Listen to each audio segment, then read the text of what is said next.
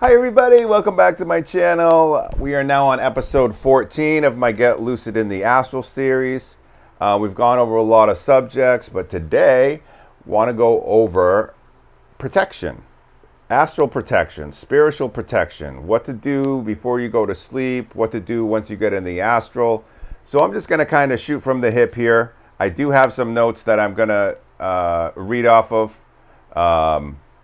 Basically, when you begin to explore the astral and dream realms consciously, one of the most important skill sets you can have is energetic protection.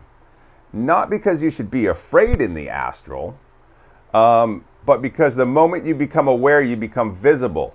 You start radiating a frequency that signals, hey, I'm conscious, I'm here, I'm present, so that any other consciousnesses that are in the astral and in that dream realm, they're going to be able to see you if you let them. And that's the key. So let's get into it. When you're in the non-physical world, energy attracts energy. It's like a mirror world. That means your vibration is your signature and your boundary. Okay? So let's cover how to protect yourself with shielding. It's not about fear, it's about sovereignty. So let's start here. The astral is layered and mixed, okay? It is a realm with low frequency, middle frequencies, high frequencies, all mixing together. It's a soup of frequencies, and you never know what you're gonna be in and where you're gonna be in. That's why I always try to get the higher ground, is to stay in as high of a frequency as possible. So one moment you could be in a high frequency zone, the next moment you could be in a low frequency zone. The low frequency zones are cluttered thought forms, entities that feed off of confusion, and others that simply latch onto any source of light, aka you. None of these are inherently powerful unless you're compromised. They only become a problem when you're unaware, emotionally reactive, or scattered, okay? So the first rule is simple. Your frequency is your shield. The more centered, clear, and grounded you are, the harder it is for anything low frequency to even reach you, let alone influence you. Energetic protection in the astral, this is how you do it. This is how I do it. Before entering the astral, especially when you intend to do deep work, you need to set your frequency and intention. Make going to sleep a meditation. Surround yourself with a golden orb of light. Really put your energy and your focus, your point of attention into creating this golden orb of light. It's so important. Yes, really spend a lot of time on it. You could also give yourself affirmations if you want to while you're focusing on the golden orb and stuff. Something like, I align with the highest truth and unconditional love, or whatever, mantra or affirmation that you want. Make it, custom to what you want. Now, the light field, it doesn't have to be gold. It could be any color that you want. Pick a color. And it can be multicolored too. And you can have more than one. So, see it wrapping around you like a radiant sphere or cocoon. I like the cocoon method. Because it's not just a circle around you, although it is, but it's also going through it's scalar. It's scalar. So, if you guys don't know what scalar means, imagine if you had like a ball and the ball exploded equally into every single infinite point. Okay, in my energy field, I use I use more than 3 layers, right? Yeah, I use 1, 2, 3, 4, 5, 6, I think.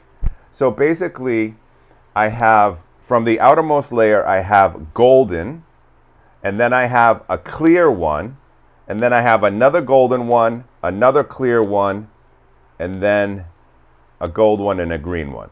So however many that is.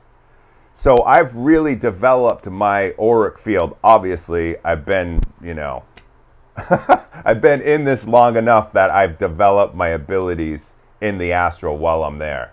You can actually see your energy field. So I did that. This energetic boundary is not to block you off, but to amplify your inner clarity.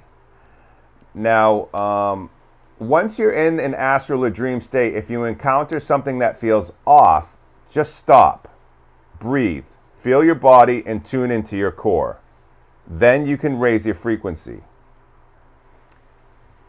You can do this by pure intention and focus. This is the most important thing.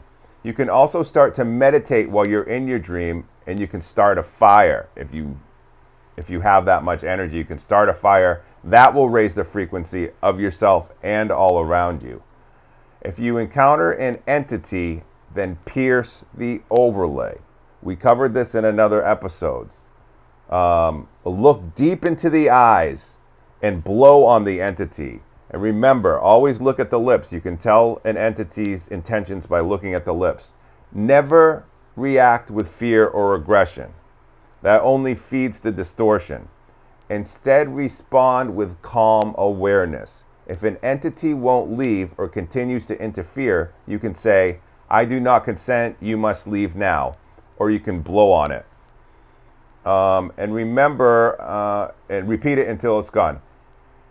Let's see. Okay, you need to mean these things. If you say something, you need to mean it. Okay, you're enforcing spiritual law. You're not negotiating. Okay, it's your right to hold the sovereign space. Shielding is about being fully present, fully embodied, and fully aware of your energetic environment. In lower astral layers, thought forms and fragments may try to cling to you. They might appear as people, memory, seductions, or even guidance. So always scan the energy. Does it feel empowering to you, or does it feel disempowering to you?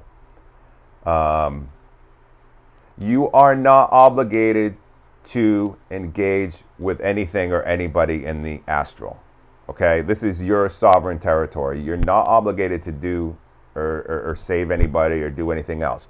Whatever missions that you do and whatever you choose to do, that's on you. Okay, that's your choice.